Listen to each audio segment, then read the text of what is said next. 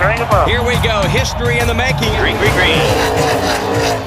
Did Denny Hamlin let Joey Logano off the hook, and will he come to regret it? We're heading to Las Vegas with a spot in the Final Four on the line. Hi, this is Brett McMillan. You're listening to the Pit Reporters. With me this week, Lee Spencer from SiriusXM NASCAR Radio and CatchFence.com, and Reed Spencer from the NASCAR Wire Service. Welcome to the Pit Reporters on the Performance Racing Network.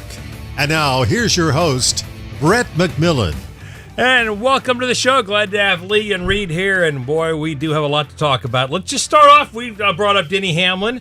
He gets out of the car after the Roval race and says, I wish somebody had told me that if I passed Ross Chastain, it would have knocked, but it kept Joey Logano in the playoffs, and nobody let me know that. But Lee, do you think it really would have made a difference?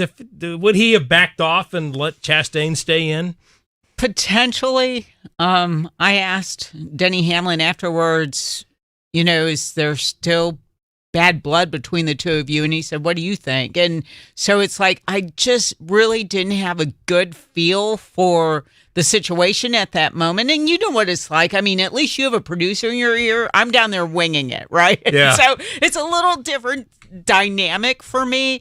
I felt bad kind of putting Denny on the spot because, at the point I just kind of walked up and he and Gail were exchanging words, and I'll just leave it at that because I really didn't want to eavesdrop. I kind of gave them, you have to show the driver crew chief relationship some respect when you walk up. Absolutely. You have to let them know you're here, you're ready to go when, they're comfortable letting you go. You don't want to interfere or, kind of jump in on that conversation. But then again, you got a job to do too. And you've probably noticed this in your job as being a pit reporter, that the post-race debrief is becoming more of a thing now. And they want that fresh opinion or that fresh feel from the driver more so than you used to be able to walk on in there, get the comment and go. Yeah. Oh yeah. You can read the conversation by, just by looking at it. You could read the driver by looking at whether or not the time is to approach them. But, he said, I wish, nobody had told me where things stood. But, in the last 2 weeks, though, Reed, he let, in the broader sense, let Chase Elliott and Joey Logano into the final 8. Well, indeed, that's the case. He did not certainly do that with Chase Elliott intentionally, but as it turned out, because he ran Bubba Wallace into the wall, that's what happened in the race. But the thing you've got to remember is a couple of things. One, it was Denny Hamlin whom Ross knocked out of the Final Four when he rode the wall and did the Hail Melon at Martinsville. Okay, that's number one. Number two is NASCAR has warned the teams not to discuss points unless you're directly involved in the situation, because the two bad words race manipulation can come up.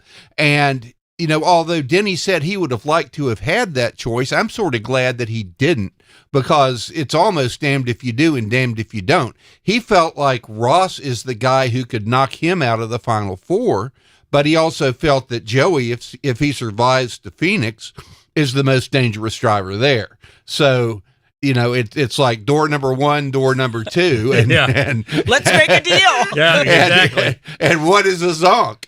Well, that's the thing. The thing is, if Ross hadn't made the pit road mistakes that he made, then this is not even an issue. That's correct. Because one time he ran off the end of pit road and ends up up against the wall.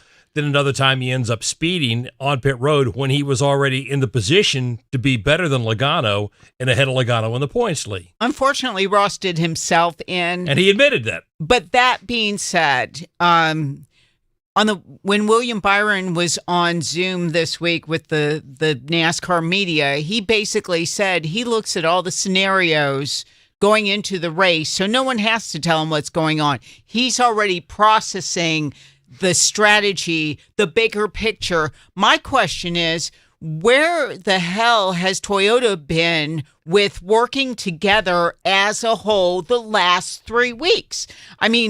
This started with Ty Gibbs. It went on at Kansas with the whole Bubba situation. You had 5 Toyotas up there, and none of them brought the hardware home at Kansas. That was embarrassing. If I'm Toyota, I'm embarrassed by that, and I'm asking myself, if I'm corporate, what the hell happened there? And at least Bubba and Christopher Bell had the wherewithal to say, how could you screw the manufacturer like that? Yes, you're thinking 60. 60 is just like big over his head. This is what I want. This is what I need. But at the end of the day, he screwed them all. I mean, that's pretty much true. I mean, it was a bizarre set of circumstances that put Chase Elliott in victory lane that day. But, in Ross's case, I would argue that they made 3 pit road mistakes. The last one, and Paul Wolfe mentioned this, he said, I'm shocked that they didn't cover me when we pitted late because Ross had the fastest car. And what he ended up having to try to do was to hold on degraded tires for 22 laps. And, he ran wide, slipped in turn 7, and that's when Denny got by him on the last lap. He would have probably been better off. I mean, hindsight is 20/20, but he probably would have been better off had he pitted when Logano did and just tried to outrun him. And, as you look at this and talk about the drama, because I had Logano's pit, and for the last 2 stages of the race, they were giving Logano Ross's lap times every time by. And this is, you think about this, and for all the talk now that we're hearing, rumblings that we may go back to the old point system of 1 to 36 and not have a playoff. I'm thinking, what would we be talking about today? What would we have been talking about Sunday if it hadn't been for the playoff picture and all the drama that went with that? Shane Van Gisbergen winning by 17 seconds? As Joey Logano said after the race, exactly that. What would we have been talking about? Shane kicking everyone else's butt. And that would have been it pretty much. Now, of course, there was a lot involved in that. 5 straight road course wins, 1 shy of Jeff Gordon. The fact that he was able to do the last stint on 2 pit stops instead of 3, which the other 2 front runners required. But that's pretty much the end of the story. Yeah, well, that's the thing. I mean, he's been dominant on the road courses. And, okay, if we go to the 1 to 36er fans going to be screaming that a guy with 5 wins isn't even in the top 10 points. Well, I kind of had that conversation, and he, being like full on rookie now, and what he was able to do at Kansas to get that top 10. And I want to see what he does at Las Vegas, just kind of see if the progress is there, because I don't think Kansas was a fluke for him. I think he is just really a student of the sport. His wife, she's an engineer with General Motors, and so he has the data and he can pull from that, knows what's going on, so that everything from that standpoint's advantageous for him. He just doesn't have the NASCAR background yet to be a player. Once everything starts clicking for him, he'll be in the mix. Does he deserve to be that guy who ends up in the championship for? Who knows? Because there's a lot that happens throughout the course of 35 races to get you to race 36. If I had told you right now that Tyler Reddick really wasn't even a factor getting to the round of 8, other than winning the pole for, Saturday for Sunday's race, you might have said, Tyler, what happened? He was last year's regular season champion. It's so cyclical. You have to throw all that in there.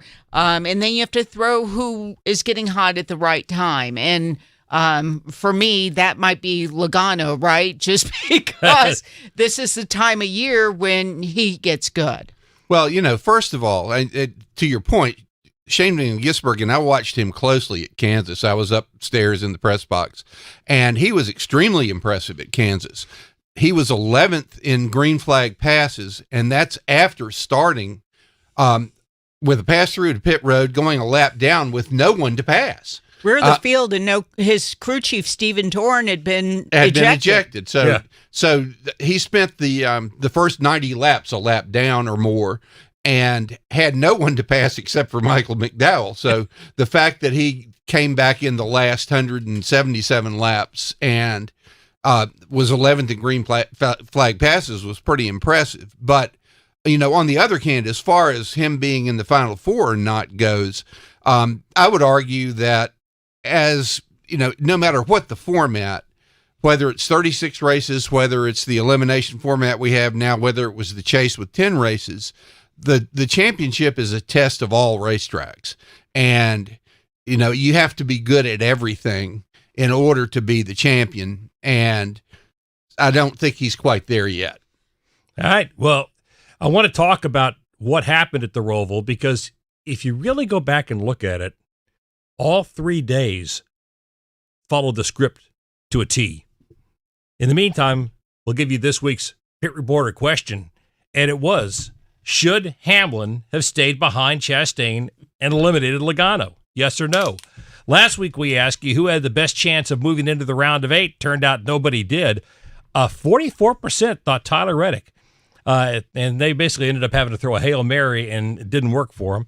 35% said Ross Chastain, 15% said Bubba Wallace, and 6% said Austin Cindric, who unfortunately was eliminated pretty much from the beginning of the day when he got taken out. When we come back, we'll talk about what else happened at the Roval. Stay with us. This is Kyle Petty for Echo Park Automotive, and I'm here to tell you why you should shop Echo Park before you buy a car, truck, or SUV. Over half of inventory at Echo Park is priced below $25,000. And car for car, truck for truck, Echo Park Automotive's pricing is $3,000 less than the competition. Maybe that's why Echo Park has over 95,000 five-star reviews. Echo Park Automotive is built to make sure you drive away happy. It's even in their name. Echo Park Automotive. Every car, happy owner. The official used car dealer of Speedway Motorsports. Whether your engine runs daily or only when you need it, Z-Max Micro Lubricant is the force you need against carbon buildup that can damage your engine. Combustion causes carbon and other harmful deposits to build up in your engine, fuel system, and transmission. And carbon is like sandpaper rubbing against your engine's internal parts. You don't want that. You want Z-Max Micro Lubricant. It soaks into metal and keeps your vehicle running at peak performance. Find out more at zmax.com or visit us on Facebook and Twitter. Protect your engine to the max with Z-Max. Doug Rice is your host for Fast Talk every week on PRN, the Performance Racing Network.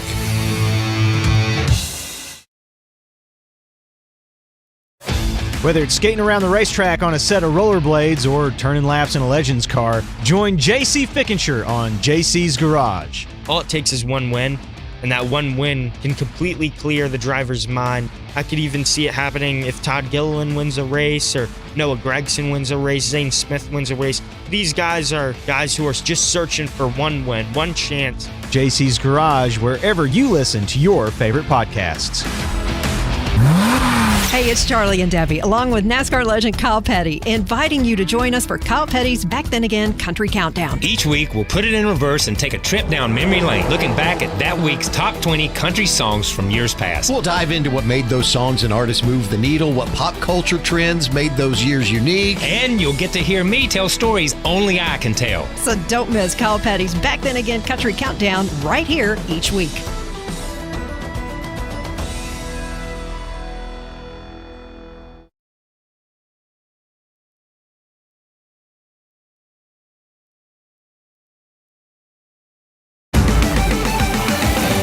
Brett McMillan returns with more of the Pit Reporters here on the Performance Racing Network. And welcome back, along with Reed Spencer from the NASCAR Wire Service, Lee Spencer from CatchFence.com, and SiriusXM NASCAR Radio. I'm Brett McMillan. Glad to have you with us.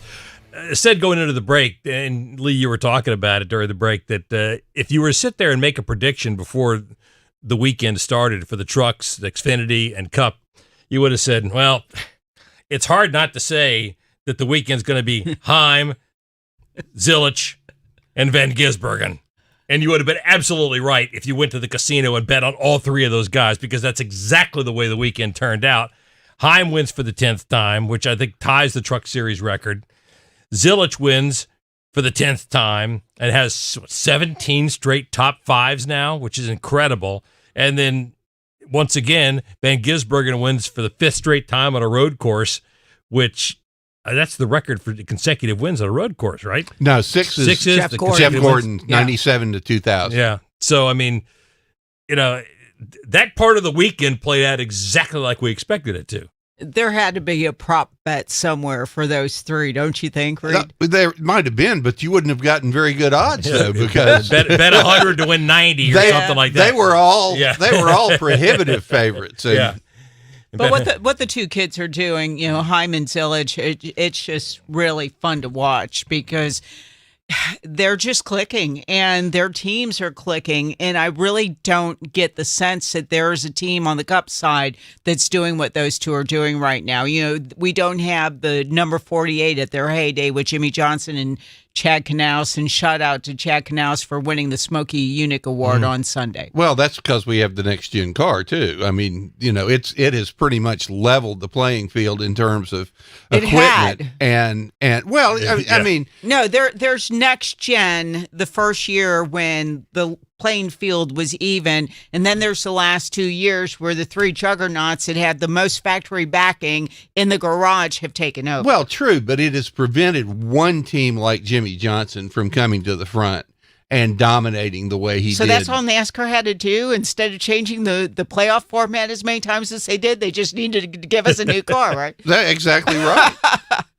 And move the championship race from Phoenix, apparently. There you go. Yeah, as long as it's in Phoenix, I mean, which it is for the last time this year, you've got to look at the Team Penske cars as perhaps the favorites. The thing is that last year when Logano got his reprieve, when Alex Bowman was DQ'd for under minimum weight, Logano won the following week at Las Vegas and then set his sights completely on Phoenix and won that race.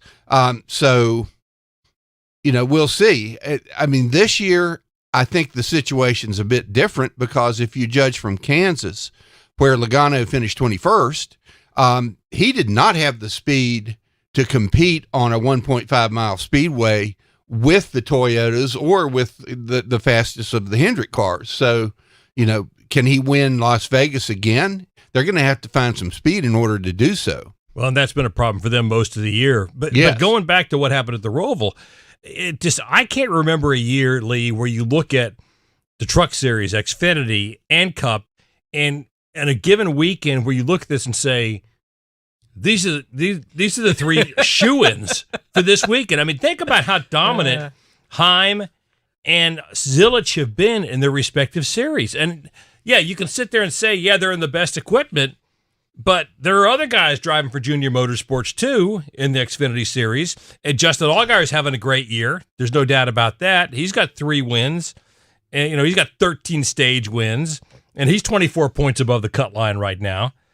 But, the other guys aren't piling up, outside of those two, aren't piling up the same type of numbers, even close to what Zillage is doing. And I had to say to Carson Kvapil, on a normal year when there wasn't somebody like a Connor Zillage, you would be having a decent season. Nobody expects you, I would say, to go out and win that first year necessarily. If you do, you're a standout, right? If you start winning in your rookie season, trucks, Xfinity, you're going to start getting moved into that next category. You are a next kind of driver. But I can't take anything away from what Carson Kvapil's accomplished, and to be a rookie and to make it to the round of 8 as a freshman. I think that's quite the accomplishment. Normally we'd be saying, hey, look at that rookie. He's doing really well. He's moved on in the playoffs. But wait a second, there's Connor Zillage, right? And Connor Zillage has just set the bar so high that's what we're looking at. Well, there's a difference between Heim and Zillage. For one thing, Heim is back in the Truck Series dominating because there was no place to put him in the Toyota hierarchy. So, he came in experienced and started winning from the beginning of the season. If you recall, Zillage won early on road courses, but he didn't win his first traditional NASCAR race until Pocono, and that was mid-season. I'm sorry, that was only 3 turns. That's true. The team actually teased him about it being a trial. Well, then he worked quickly thereafter on a legit oval. So, but at any rate, I mean, he is a sponge. He absorbs like crazy. He's already got the talent. I mean, he's a generational talent in terms of his feel of the car. And it just took him a little while to get the technique of racing on traditional NASCAR tracks, and now he's dominant. Well, you think about it, he got hurt at Talladega, missed the next week at Texas. Yep. Kyle Larson gets in his car and wins at Texas. And ever since then, and you talk about it, he goes to school on stuff. And I've talked to Marty Lindley about this. He is a sponge. He learns this stuff. And he looked and saw what Kyle Larson was able to do in his car, went back, studied it, and he has not finished outside the top 5 since he came back. That's right. Well, and, you also have to throw in Parker Kligerman as well. Finishing out the race at Daytona for him. Yeah. I mean, so that's another time when a backup guy got in and won. And why Marty Lindley? I still haven't asked Marty, and I guess I need to, because I really want to know what was his decision not to move on with Connor. I mean, I know he and Dale Jr. are childhood friends, and they've been together a long time, and maybe he's just looking for that next driver that he gets to work with. But maybe he just wants Sundays off. Yeah, but how do you ever? This is lightning in a bottle, and you're never going to get that next Connor Silage. I mean, Scott Zipadelli, once Corey Heim moves on, this is like one of those once in a lifetime opportunities. Well, did he have a choice? That's the question. True, but you just kind of have. They've got such magic. You just wonder. Yeah. Well, they're all doing amazing things, and it's been interesting to watch this throughout the season, and to see if it carries on. At least I think everybody expects it for Shane Van Gisbergen to carry on into next year again. And you talked to all these guys after the race the other night at Charlotte and the Roval, but we see no end to this with Shane Van Gisbergen at road courses. I mean, Christopher Bell he was the only guy to win on a road course this year that was not Shane Van Gisbergen, and that was at COTA. And he and Kyle Larson gave him a run for his money. It was just a different pit strategy that put them 17 seconds back.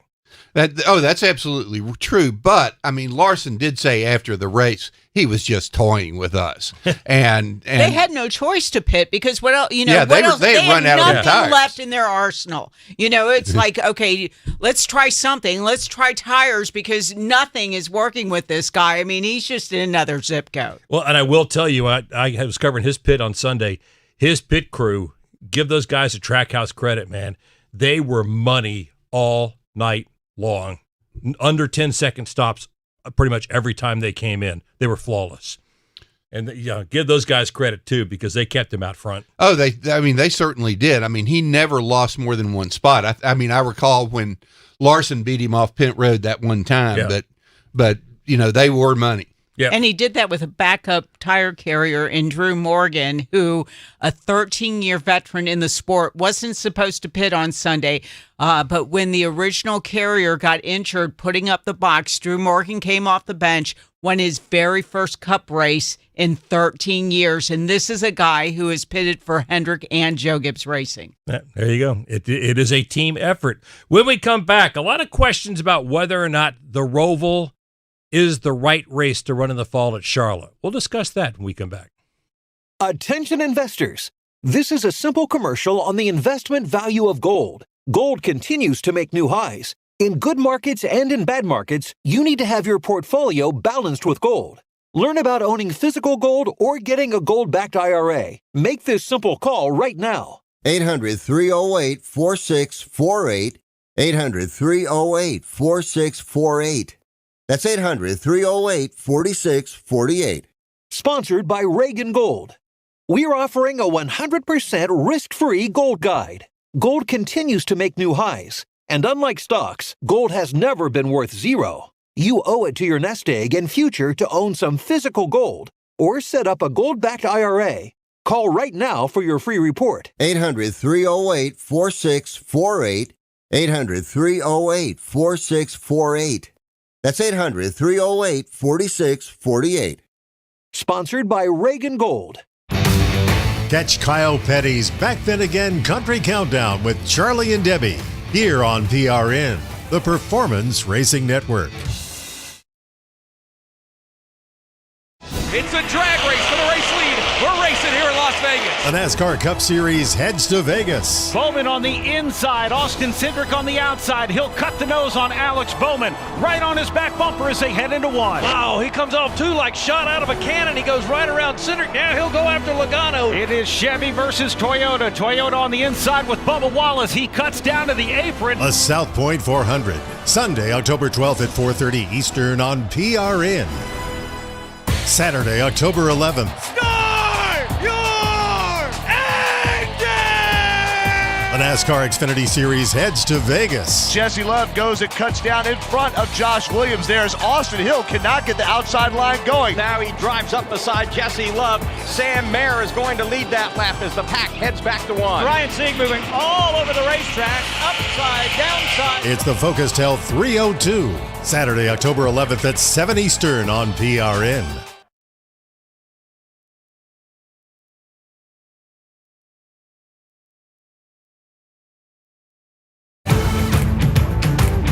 Let's get back to more Pit Reporters on the Performance Racing Network. And welcome back, along with Lee Spencer from SiriusXM NASCAR Radio and CatchFence.com, and Reed Spencer from the NASCAR Wire Service. I'm Brett McMillan.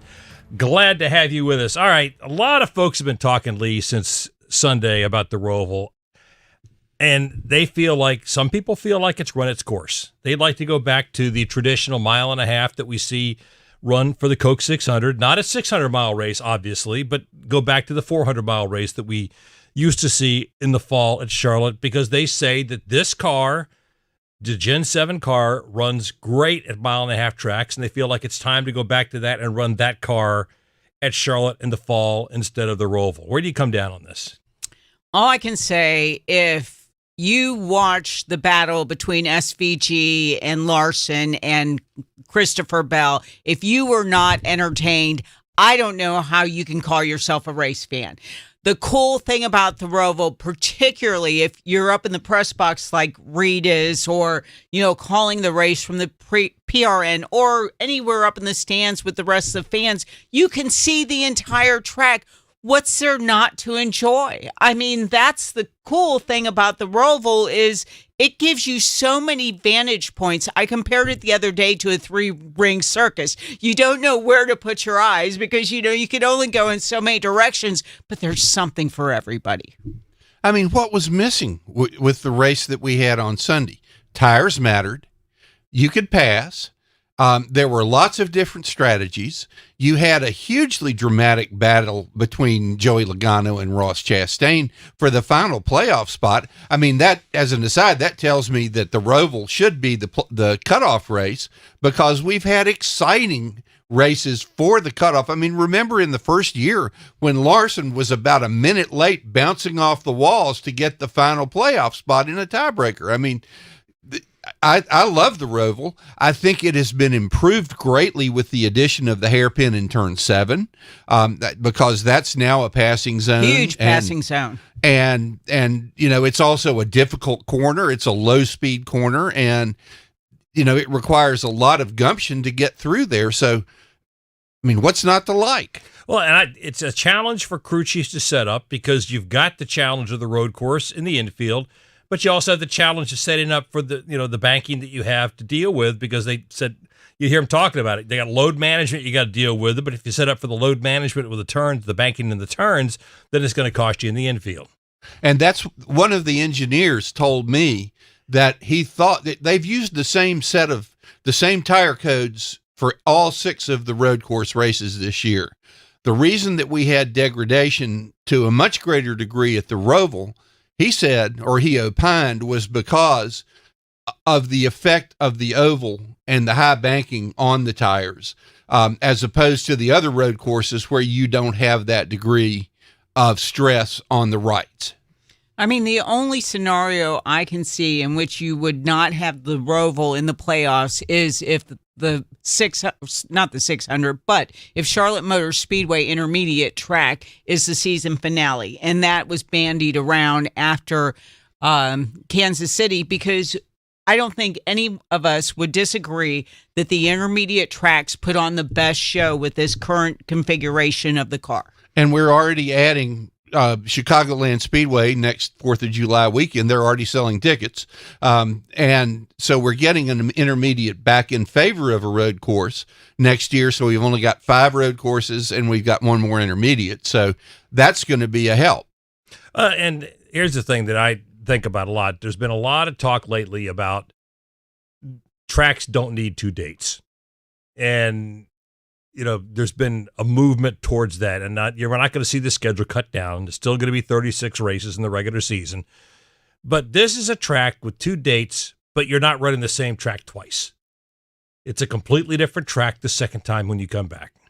Makes perfect sense. And, you're not going to get rid of the crown jewels. I mean, you'd be foolish. I mean, they did at Indy for a while, but I will again say that I thought that this car at Indy on the oval was better than this car on the Grand Prix circuit. Yeah, I agree with that. And, we already run 600 miles on the Charlotte Oval. So please keep the Roval. I mean, I really like the Roval, and I like the action there. I like the drama of the cutoff race, and who knows? I mean, we may not have cutoff races next year, but that all remains to be seen. I've had some conversations in those respects too, and there are a lot of different opinions being bandied about right now. A lot of scenarios. Yeah, we talk about it being in the playoffs or being a cutoff race next year, and none of us know anything at this point. I think everything's on the table, it sounds like. So, it does. Yeah, we'll see. When we come back, this could be the quietest silly season ever. But we know one guy's kind of hanging out there that hasn't announced anything yet. We'll see if he's got something waiting out there in the wings. Stay with us. This is Kyle Petty for Echo Park Automotive. As you might imagine, I know a thing or two about cars, and I'm here to tell you about a whole new way to buy a car, truck, or SUV. Did you know that Echo Park Automotive has over 95,000 5-star reviews? On top of that, every car that Echo Park Automotive sells goes through a 190-point inspection to make sure that it looks and drives like new, so you leave happy. It's even in their name, Echo Park Automotive. Every car, happy owner. The official used car dealer of Speedway Motorsports. In addition to traditional summer camp, Victory Junction also hosts family weekends, partner programs, and day camps. And the Victory Junction Outreach Program takes camp fun beyond our gates to children at hospitals and partner sites throughout North Carolina, South Carolina, and Virginia. Victory Junction makes the impossible accessible. This is a place that needs to be here 50 years from now, 100 years from now. We are never going to run out of kids that can benefit from Victory Junction. Discover how you can get involved at victoryjunction.org. Lenny Baticki brings you PRN at the Track every week here on PRN, the Performance Racing Network. Get your NASCAR fix with PRN's Garage Pass. It's hard to just turn it around in 1 week, but I wouldn't be shocked if we did. I don't think the results have been what we have hoped for or expected, but I think the potential in the cars and the speed has been pretty good. It's a big deal already, so that's a big positive for us. So I think now it's just about working together and getting better. I think the Penske cars are still elite when it comes to plate racing. Hi, I'm Mark Garrow, tracking the latest racing news every weekday. We all play a role in keeping our community safe. Every day, we move in and out of each other's busy lives. It's easy to take for granted all the little moments that make up our everyday. Some are good, others not so much. But that's life. It's when something doesn't seem quite right that it's time to pay attention. Because only you know what's not supposed to be in your everyday. So protect your everyday. If you see something suspicious, say something to local authorities.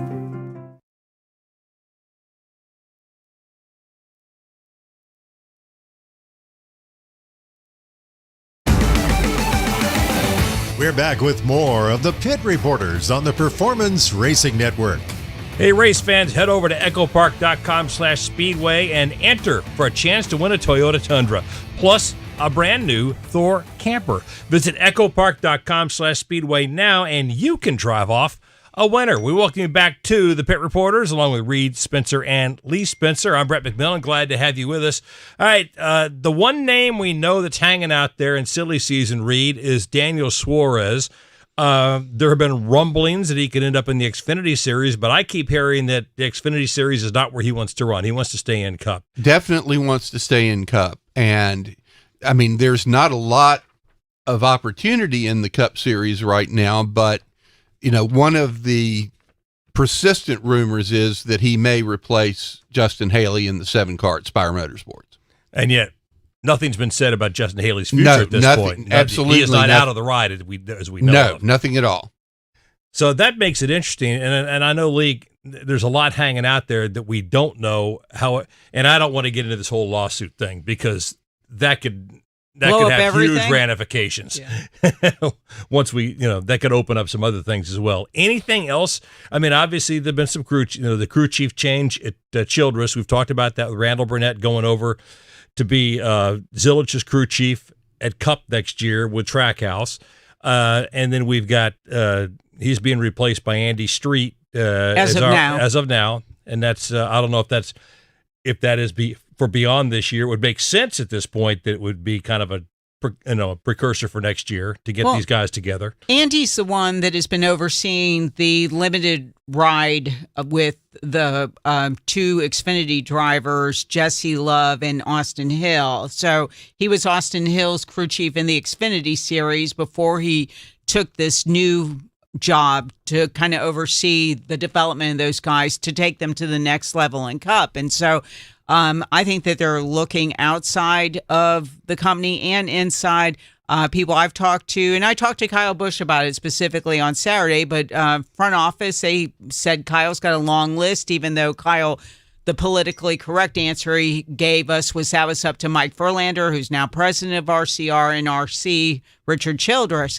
So you can't think that as pathetic of a run as the 8-car has had this season, that Kyle Busch would not have input into who's going to make the calls for him. So, we'll see what happens, but something has to be done because I have never seen anybody fall so quickly and, being a champion and then just years later, just can't even put a top 10 on the board. Well, I know who Kyle Busch's crew chief is going to be. Okay, good. Kyle Busch. Well, that's who it was this year. I think that was part of the problem. That was Rusty Wallace's crew chief for years. Rusty Wallace. That's right. Hey, I want to do this. Well, let's try this, Rusty. Nope, I want to do this. Raise the track bar. So, but, and I know that, we know that Legacy Motor Club has picked up another, they resolved their issue with Rick Ware Racing, but they're not going to get that charter, or they're not going to keep the charter for next year. It's going to stay with Rick Ware Racing, which is going to allow Priest to continue to drive for Roush Fenway for another year. So that's closed off. I don't know of any open rides at this point in time. Do you guys? It doesn't sound like there are going to be any open rides. It's, I don't think there are any in Cup right now, other than perhaps some people leaving rides and other people coming into rides, but there aren't any open rides. I would say stop the rumors about Alex Bowman right now. I think the rumors about Alex Bowman are started by people who want Alex Bowman's seat. I think that, bottom line, that's that. But, I mean, there was a lot of that debate on Sirius on Tuesday, too. Basically, okay, who do you get rid of? Would Ty Gibbs still be there if his last name wasn't Ty Gibbs? Would Austin Cindric still be there if his father hadn't, formerly been president of Team Penske? I mean, it's like the front office is going to decide these things. You guys can sit there and, armchair quarterback as much as you want, but at the end of the day, those decisions may be made way ahead of our pay grade. Bowman has 1 year left on his contract, and as usual, as he has been for the last 2 years, he seems confident that he will be back. And so does Jeff Gordon. Yeah. So does Jeff Gordon. Can you remember a silly season, at least in Cup, that has been this quiet? No. I mean, silence. Yeah, I know, yeah. I think the lawsuit has just really kind of taken over the headlines. We're, probably 30% of the news has been coming out of that as opposed to competition, which I think that's why, NASCAR wanted, once it settled, as soon as they can possibly get it settled. On the other side of that, 23XI and Front Row think that they can win in court. So you have that dynamic going on, and I don't see anybody, yelling uncle anytime soon. Although I will say that the promising news from yesterday was that NASCAR has filed a request for a settlement conference. Right. And that, that is a promising step. And reportedly, 23XI has told their employees that they're good through 2026. That's correct too. So that's encouraging news there. So we'll see how this all plays out in the Xfinity Series. We've seen a little bit of movement there, which is not unexpected. But we talked about the guys who like the Corey Himes and people like this that seem primed, ready to move up. The question is, where are they going to move to? And for Corey Heim, for instance, there's not a full-time ride anywhere above. Well, except I think 26 car Sam Hunt Racing in the Xfinity Series is probably his full-time destination next year. And then he'll run for the teams that he's been running for this season, and then be the guy on the bench in case someone in the Toyota camp needs not a replacement, but a substitute. It's going to be crazy. You got to imagine a guy like that has seen other people move up so quickly, and now he's kind of in this holding pattern. It's got to be a little frustrating for him. Well, it's like Rick Hendrick said years ago, there's no room at the end. I mean, is he going to replace anybody at Joe Gibbs Racing? Maybe he's the heir to Denny Hamlin in 2 years from now. Yeah. Or Joe quits running this all-star car, but you'd have to have the sponsorship to do that. Right. To put him in that car. And that's sponsorship. But there's no All-Star Cup car though. No, there's not. But you got kind of that All-Star Xfinity car you could plug him into. But again, you got to have the sponsorship to do that. It helps. Yeah. Money. What a crazy thing. Speaking of money, I think there's a lot in Vegas, isn't there?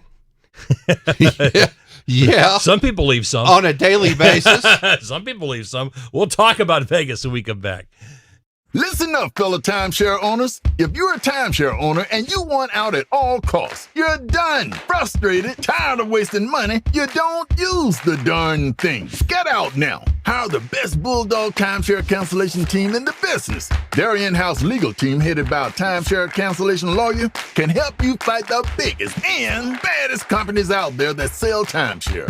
At some point, you were using your timeshare, but now you're not, and you're tired of wasting money. Before you go to the poorhouse, call right now and learn how you can stop the maintenance fees and put more money back in your pocket. Their services cost you a lot less than you think, and you'll save a lot of money over time. Call the Timeshare Exit Hotline now. It's a free consultation. 800-890-5957. 800-890-5957. 800-890-5957. That's 800-890-5957. Mark Garrow's your host for Garage Pass, here on PRN, the Performance Racing Network.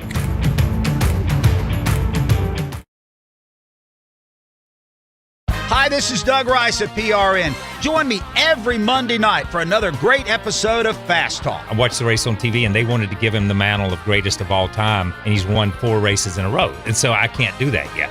But I do think what we're watching is a guy who's changing the sport. He's changing the way the other drivers approach road racing. He's making them study. He's making them up their game. That's Fast Talk right here on the Performance Racing Network. Local radio brings people together like never before. It's a beautiful hometown weekend out there. We've got your local stations keep you informed and involved with music, talk shows, and real-time news updates you can trust. We are live and local. We are America's broadcasters, connecting you to what matters most. Text radio to 52886 and tell Congress to support your local radio stations. Message and data rates may apply. You may receive up to 4 messages a month, and you may text STOP to STOP. This message furnished by the National Association of Broadcasters.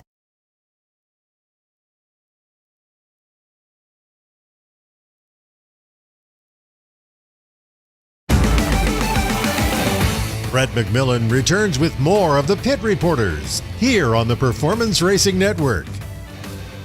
Hey, welcome back. I'm Reed Spencer from the NASCAR Wire Service, Lee Spencer from SiriusXM NASCAR Radio and CatchFence.com. I'm Brett McMillan. Glad to have you with us. All right, a year ago, Joey Logano got a reprieve from the governor and got back in the playoffs and went to Las Vegas and made a trip to Victory Lane and clinched himself a spot in the Final 8. This year, Joey Logano got in by the hair on his chin and is going to Las Vegas 24 points below the cut line, Reed. And we know how well those Penske guys run at Las Vegas. We do, but I will say that from the speed that I saw at Kansas, where Joey finished 21st, my money's on Blaney as far as Las Vegas goes. Joey really needs to win. I mean, he's 24 points below, even though this is probably the most compact field we've had in the round of 8 ever, with Denny Hamlin, the favorite now, the number 1 seed, only being 8 points above the cut line.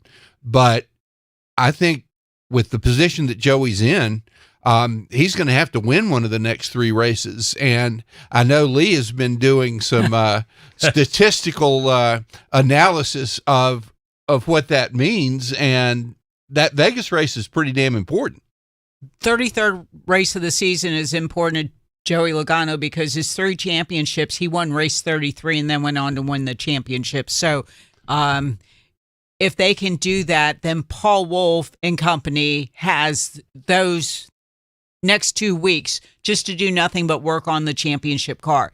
That being said, I have always contended, although nobody from Penske will ever admit this, the fact that the IndyCar season gets over so early, they have all these engineers standing around with absolutely nothing to do, and you can't tell me that think tank doesn't go into helping the NASCAR guys prepare for the title. Right now, if I had to compare the 12 and the 22, I would say Blaney's got an edge over the 22. 22 has the edge as far as winning championships, knowing how to win championships. Yeah, Blaney won a championship, but man, when you have Paul Wolf and that's just, how you think and where your head is, it's hard to go against those guys. Okay, but I got the one thing that works against your stat.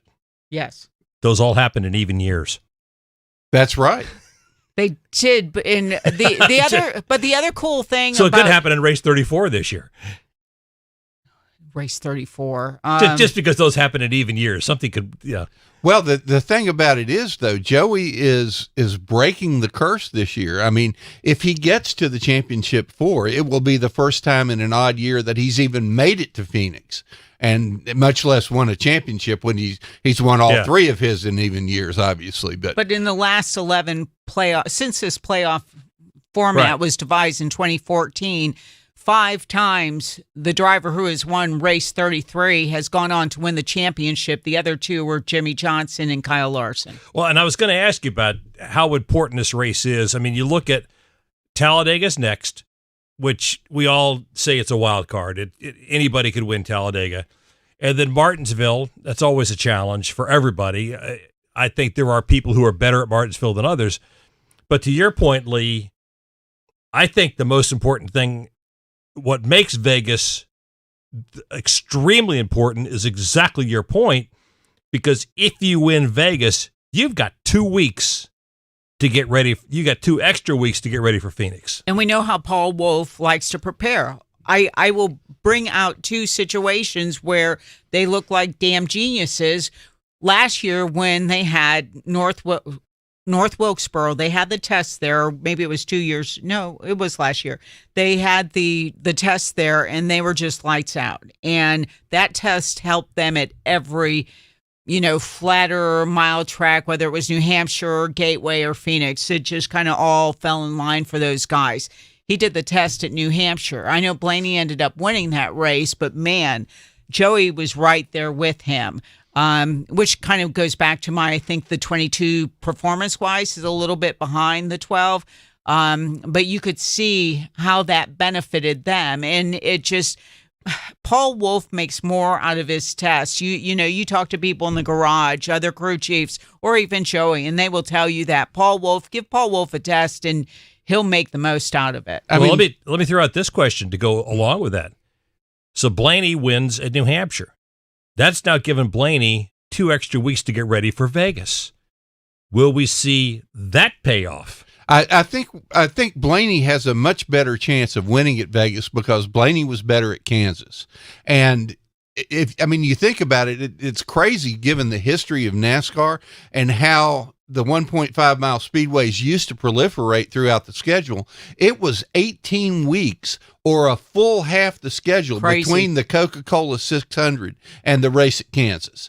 And now we're going to have our second 1.5 mile speedway. So, I think Blaney's in better position, as you say, to win that race. I also think that the winner of the Las Vegas race, not only is it critical to have those extra 2 weeks to prepare, but it's also critical not to have to go to Talladega and do anything, because that the guys who are on the bubble or even close going into Talladega are sweating bullets.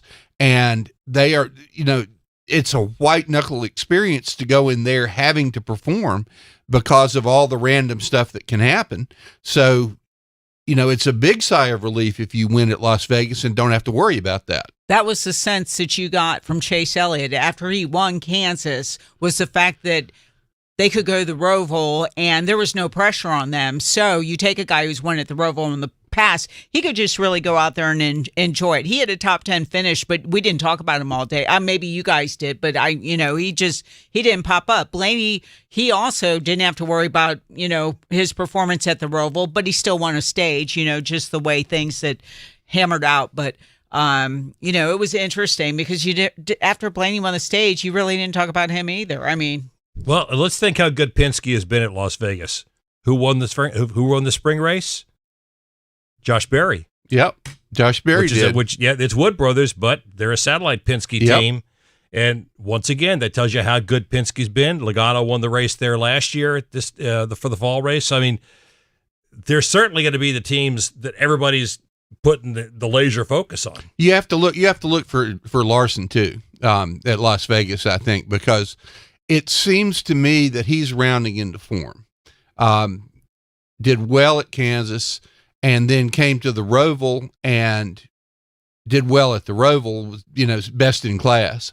And so, behind Van Gisbergen, I think Larson is somebody who also loves to run Las Vegas, does well there, and somebody to look out for as a potential winner there.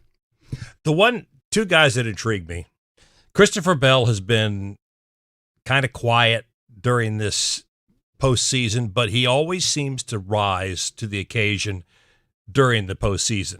He and Adam Stevens have something going where things click for him this time of year.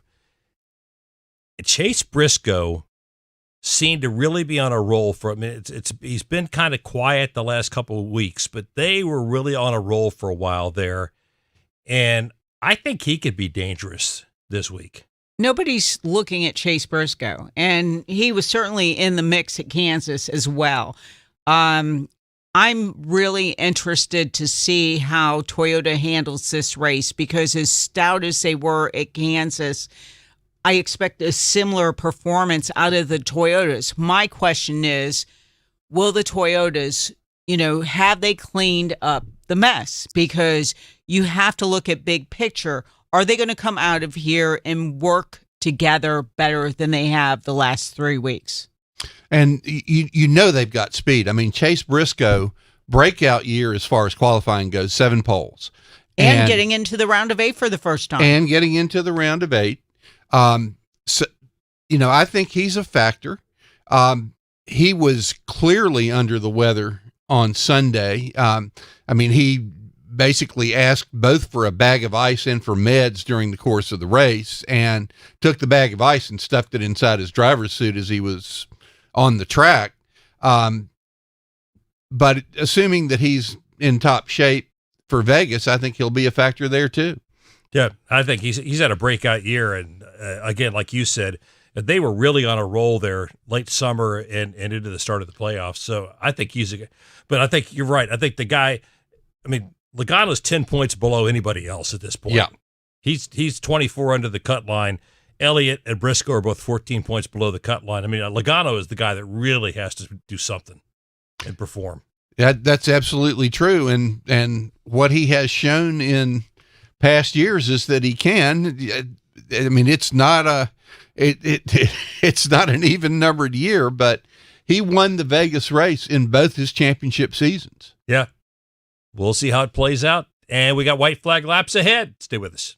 Hey, this is Michael Walter for Echo Park Automotive, and I'm here to tell you why you should shop Echo Park before you buy a car, truck, or SUV. Over half of the inventory at Echo Park is priced below $25,000. And car for car, truck for truck, Echo Park Automotive's pricing is $3,000 less than the competition. Maybe that's why Echo Park has over 100,000 five-star reviews. Echo Park Automotive is built to make sure everyone drives away happy. It's even in their name, Echo Park Automotive. Every car, happy owner. The official used car dealer of Speedway Motorsports.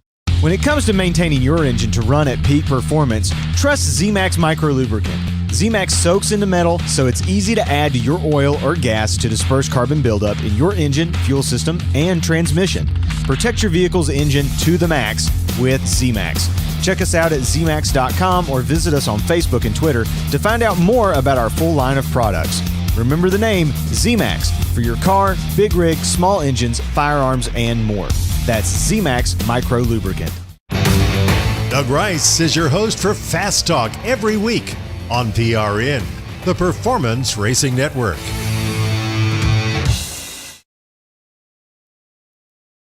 Grab a friend and pack the cooler. Saturday Night Racing returns to North Wilkesboro Speedway October 18th for the Z-Max Cars Tour Championship.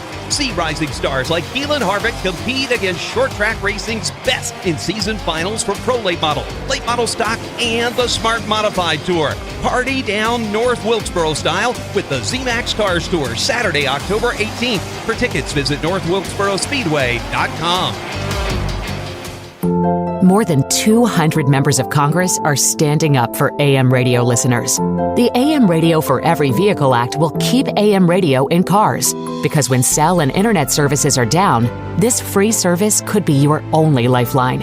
Text AM to 39179. Tell Congress to pass this critical legislation now. The message and data rates may apply. You may receive up to 4 messages a month, and you may text STOP to stop. This message furnished by the National Association of Broadcasters.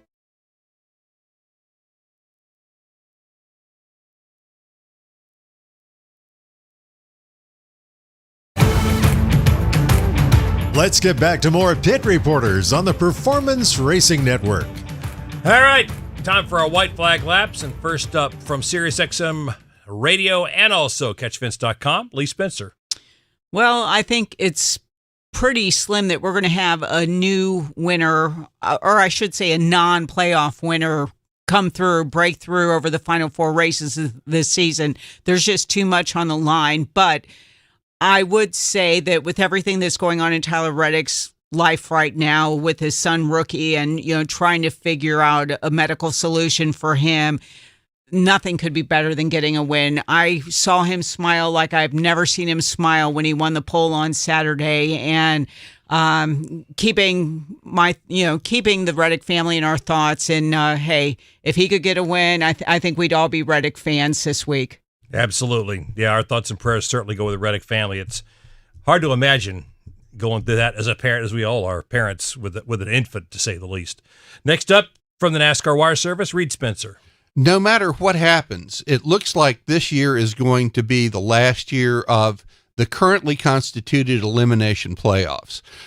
Whether we go to a full 36-race season, which a lot of the titans of the sport like Mark Martin, Richard Petty, Dale Inman, Hall of Famers all are advocating for, or whether we go to something like a 4-race playoff format, maybe a 3-3-4 configuration, remains to be seen. But all I can say is that we had a little hint of that when NASCAR.com posted the schedule for next year. Only the last 4 races on that schedule were listed as playoff races. So we'll see. Maybe that's a hint, maybe not. Maybe it's just the way they wanted to put it out there. But I know we're probably in the last year of this current format, and it's going to be really interesting to see what they come up with to replace it. You know what that means? We're going to have to do math. That's right. Well, we already do. Well, yeah, it's really going to be really bad. All right, real quickly, I just want to make a salute to one of our coworkers here at PRN. This will be his last weekend on the air at PRN. I've had the pleasure of working with Mark Garrow for the last 30 years here at Performance Racing Network. He is the broadcaster's broadcaster. He's a professional, and we're going to miss Mark. So, Mark, have a great weekend here at Las Vegas. We're going to miss you after this. Bravo. Riding off into the sunset. We'll talk to you next week. Join us again next week for the Pit Reporters on PRN, the Performance Racing Network.